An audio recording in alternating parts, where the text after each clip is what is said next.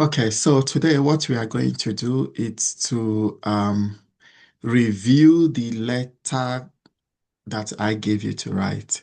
I've given you a case note on request letter, but before we review your case notes, I would want us to quickly glance through on the structure or algorithm on how you can effectively write any letter given to you, whether it's a referral letter or whatever letter you are given to write. Once we complete that process, then we'll go over to the case note that I've given you. We'll select the information just the way we did when I gave you the case note on discharge letter. And when that is completed, then we'll review the letter that you've written and compare it with what we've done so far and what we've selected from the case note. And finally, I will display my own letter writing on that case note to compare with what you have written, and then we can score your letter writing together. So let's get started. Okay. In OET referral letter, whether you are giving a referral or a request letter, this is the structure you always have to follow. The first paragraph is for you to write your introduction. As I've always said, both in my YouTube tutorials, you can see that in the introduction, there are three main things that you have to highlight clearly in your introduction. First is the type of letter you are writing. If the type of letter is clearly stated, state it as stated in the case note. If the type of letter is not known, don't force yourself to give it a type of letter.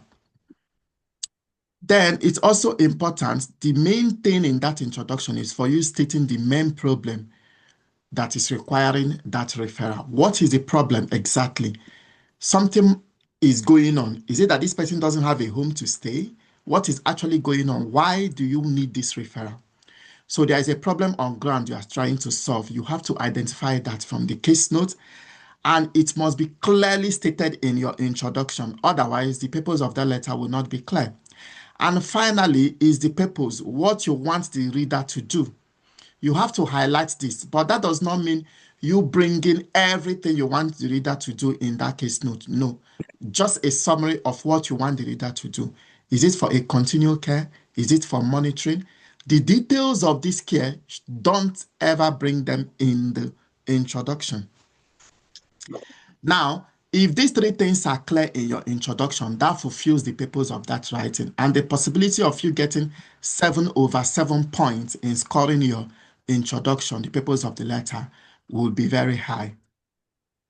Now, after you've written the introduction, you now go to the body paragraphs. It's very important in the paragraph 1 or paragraph 2, depending on how you want to paragraph it. In OET, there is no maximum number of paragraph, there is no minimum number of paragraph. But in practice, most time you might be having about 4, 5, 3 paragraph, depending on how you are writing. But what is very important is that for each paragraph, try as much as possible to state only one idea in each paragraph. I don't know if that's clear. What Hello? ideas? Yeah. Yes. Yeah. For each paragraph, just try to state just one paragraph, one idea in one paragraph. Let's use this as example. Let's say this is your first body paragraph. And in the Mm-hmm. body paragraph, what you try to bring out there is the key information explaining the main problem. The problem you've identified, you start to explain it, the relevant diagnosis, the symptoms or critical events. Now, it's very important. Let's say you have a lot of symptoms, you have a lot of critical events that you want to explain. You may not add all this in one paragraph. You might decide to split it into two. Maybe starting from the symptoms before discussing the diagnosis of the critical event.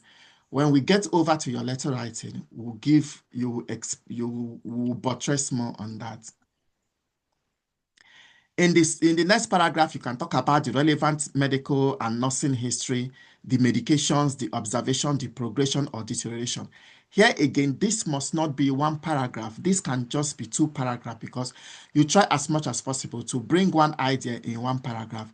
Maybe in one paragraph, you can just discuss your observations and the progress about this patient, whether it's improving or deteriorating.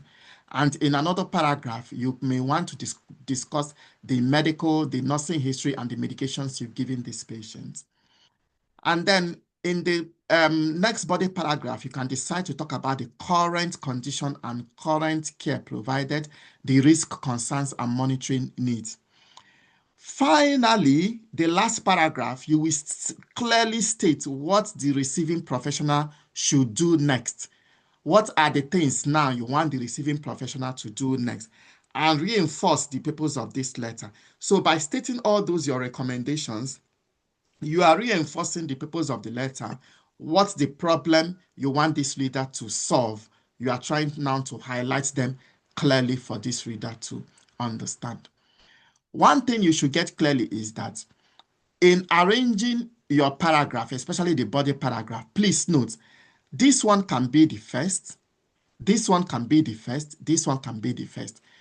That's why in OET letter writing, it's case note per case note. Depending on the case note you are giving, it's your prerogative to kind of decide which information is more important in describing the problem.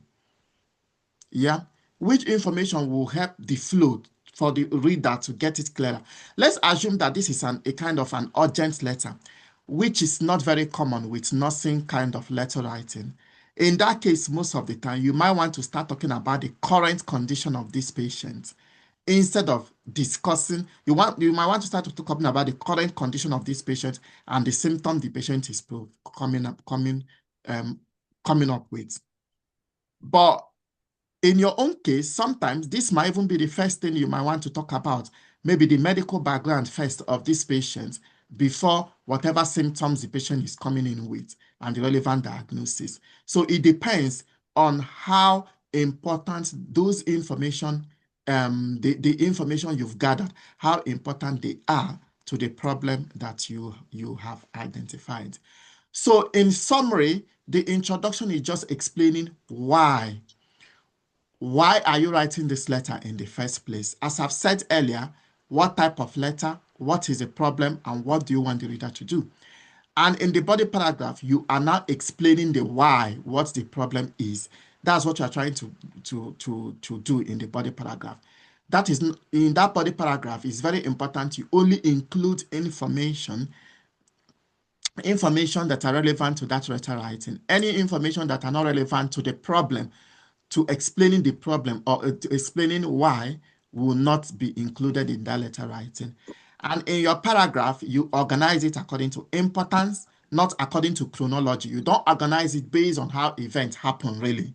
That is not the priority. The priority is according to importance of the information. You bring the less important information, we go down the body paragraph just before your final action. And then every paragraph must be linked back to the problem, okay? And at the end, you reinforce the action required, okay? In order to get the full teaching on this, on how this letter was explained, reviewed, and my own letter writing, and the case note that you are discussing today, kindly subscribe to the YouTube channel and click on and also subscribe on the membership for you to be able to have the full course of this lecture.